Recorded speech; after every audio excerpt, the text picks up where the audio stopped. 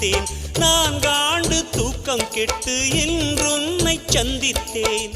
காற்றும் கடலும் நிலமும் அடித்தீ கூட தித்தித்தேன்.